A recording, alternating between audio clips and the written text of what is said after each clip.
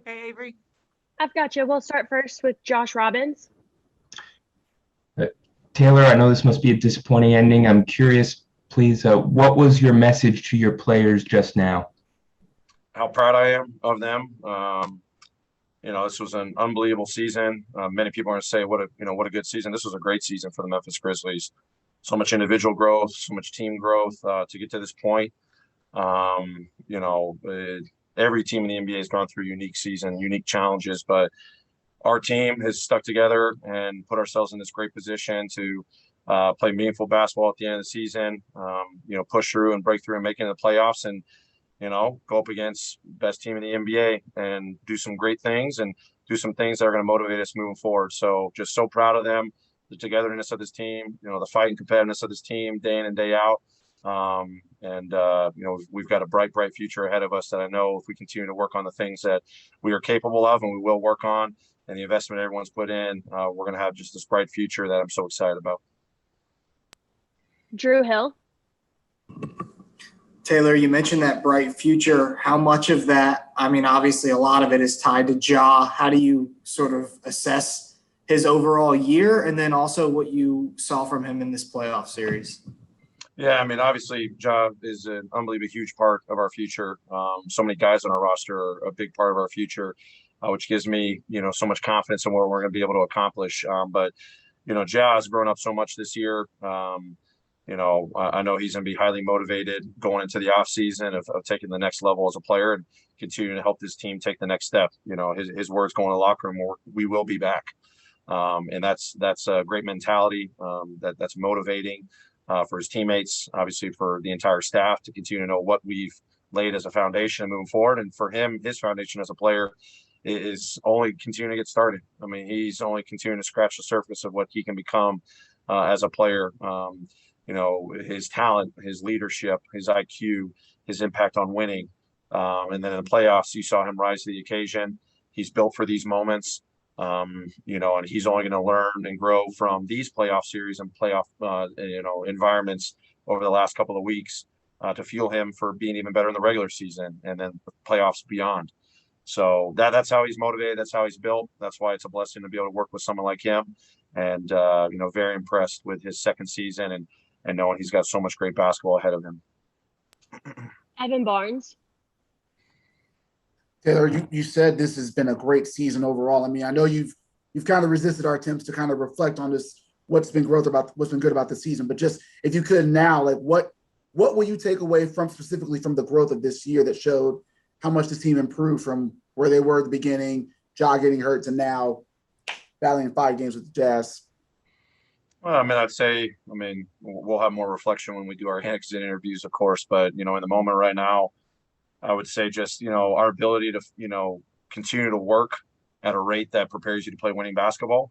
Obviously, the games are a completely different experience. The growth that we had from the start of the season, the end of the season, learning how to close out games and win close ball games and learning the importance of, every possession and the little things. Obviously, in the playoffs, it gets heightened more. We did a decent amount, but definitely not enough to be, the best team in the NBA, Utah Jazz, who have gotten that experience and learned from that. And that's why I say we're going to be motivated to learn and understand the value of, the attention to detail and the value of every possession. And, when teams are taking away your strengths, how you got to be prepared to beat them in other ways, like we've done all season long. So I think just our team's ability to understand what it takes preparation wise, what it takes, recovery wise, from game to game. We had a brutal second half of the schedule to be in this position to know our guys were mentally fresh and physically fresh. Our guys have just continue to understand what it takes as an individual to be prepared to excel on the court.